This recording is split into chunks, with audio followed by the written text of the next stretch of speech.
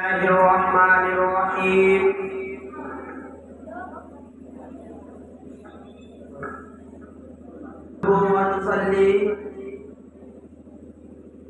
نحمده ونصلي على رسوله الكريم اما بعد صدر محترم اسٹیج پر بیٹھے ہوئے علماء اکرام اور دور دراز سے آئے ہوئے مہمان اعزام، آج میں آپ سب کے سامنے اخلاص نیت کے متعلق کچھ قرآن و حدیث کی پیش کرنا چاہتا ہوں۔ اللہ تعالیٰ ہم سب کو مجھے صحیح بولنے کی توفیق عطا فرمائے اور ہم سب کو ان باتوں پر عمل کرنے کی توفیق عطا فرمائے۔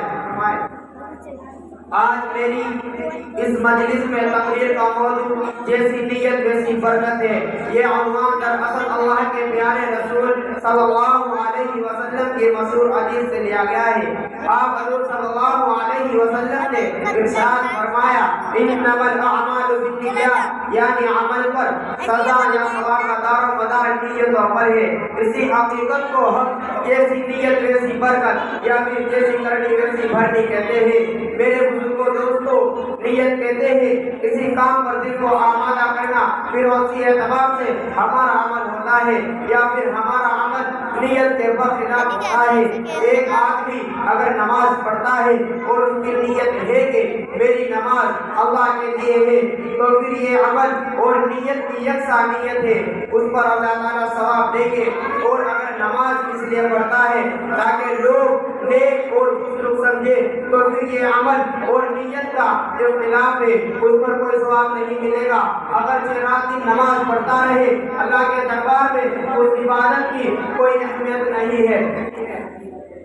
میرے بھائیوں، ہر کام سے پہلے نیت کو صاف کرنا ضروری ہے، اخلاص نیت ضروری ہے، ورنہ تمام عبادتیں برباد ہو جائے گی، نہ خدا ملے گا نہ مثال صنم ہوگا۔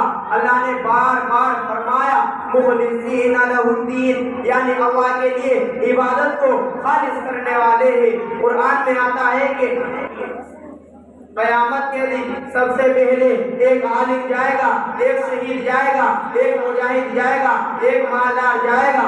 اللہ تعالیٰ عالم سے معلوم کرے گا کہ تو نے دنیا میں کیا کیا۔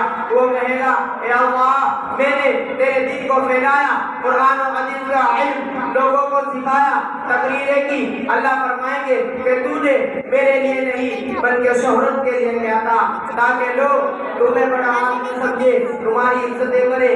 تو تم کو دنیا میں عالم فاضل کہا گیا، تمہاری عزتیں کی گئی، اب تم کو یہاں کچھ نہیں ملنے والا، جاؤ جہنم میں۔